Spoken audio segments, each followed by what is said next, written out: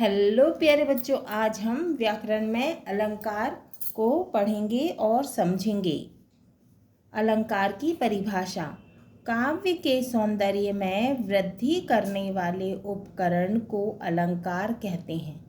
तो काव्य माने कविता, सौंदर्य माने सुंदरता, वृद्धि माने बढ़ाना। काव्य के सौंदर्य में वृद्धि करने वाले उपकरण को अलंकार कहते हैं, या कविता की सुंदरता को बढ़ाने वाले उपकरण को अलंकार कहते हैं। वैसे अलंकार आभूषण को कहते हैं। तो आभूषण का क्या अर्थ होता है? ज्वेलरी या गहना।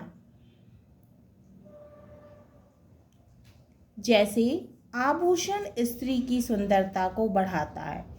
तो आभूषण जो है वो नारी की सुंदरता को बढ़ाते हैं। ज्वेलरी या फिर गहना जो है वो नारी की सुंदरता को बढ़ाते हैं। उसी भांति यानी उसी प्रकार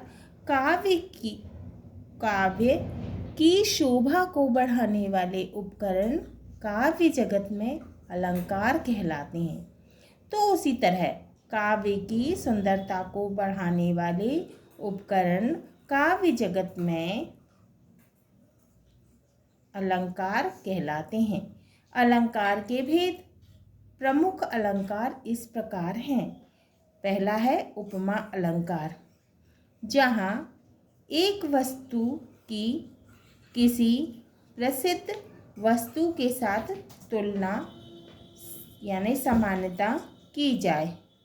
यानी एक वस्तु की किसी फेमस वस्तु के साथ में समानता की जाए यानी तुलना की जाए, वहाँ उपमा अलंकार होता है। जैसे तवा समान तपती थी वसुंधरा।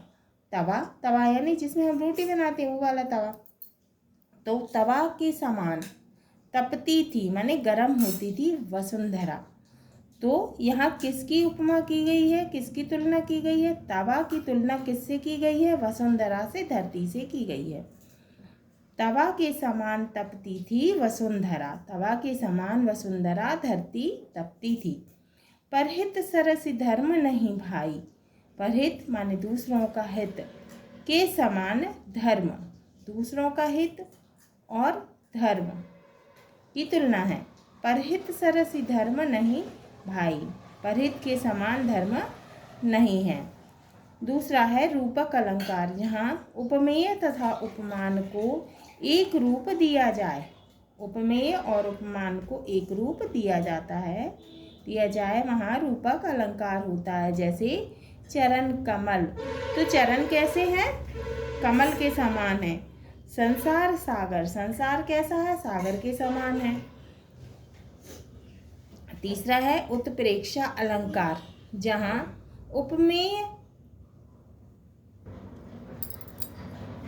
उपमेय में उपमान की कल्पना की जाए, वहाँ उत्प्रेक्षा अलंकार होता है। जैसे अंबर यानी आकाश में तारे मानो मोती अनगिनत हैं। तो आकाश में तारे ऐसे लग रहे हैं कि जैसे कि मोती बहुत सारे हैं। मानो तरु भी झूम रहे हैं मंद पवन के झोंकों में। यानी तरु यानी पेड़ भी झूम रहे हैं, नाच रहे हैं मंद पवन के झोंकों में, मैंने हल्की हल्की हवा के झोंकों में।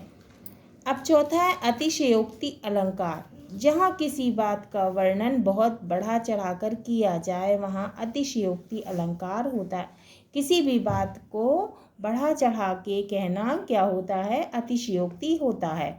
तो जैसे हनुमान की पूँछ में लग ना पाई आग, लंका सिंगरी जल गई, गए निशाचर भाग।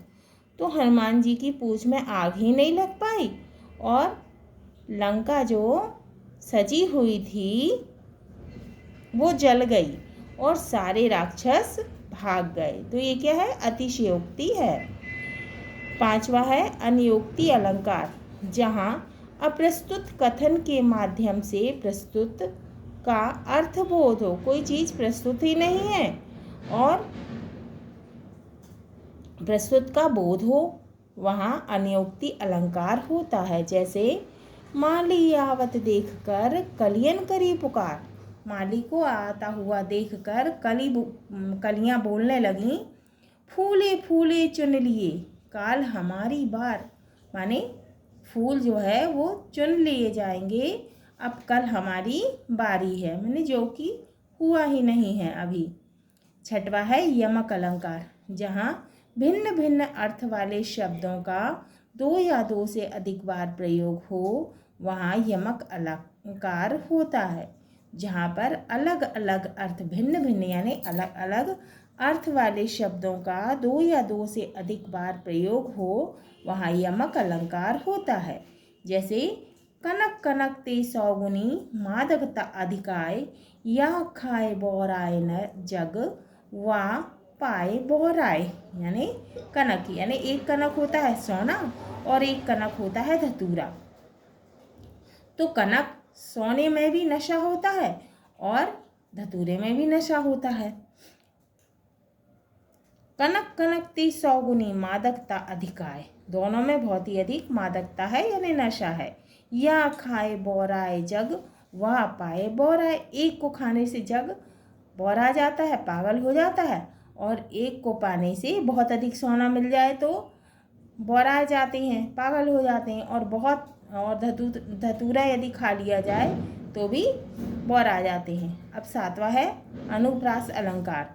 कविता में जहाँ एक ही वर्ण से प्रारंभ होने वाले शब्द का प्रयोग बार बार किया जाता है, वहाँ अनुप्रास अलंकार होता है। जैसे रघुपति राघव राजा राम, जुग जुग जियो जवाहर लाल। इसमें रघुपति राघव राजा राम में रघुपति में रा, राघव में रा, राजा में रा और राम में रा वर्ण की बार बार आवृत्ति हुई है।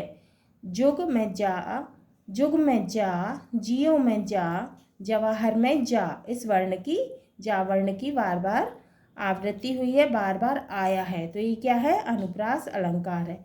तो प्यारे बच्चों, ये हमारा अलंकार पूर्ण हुआ।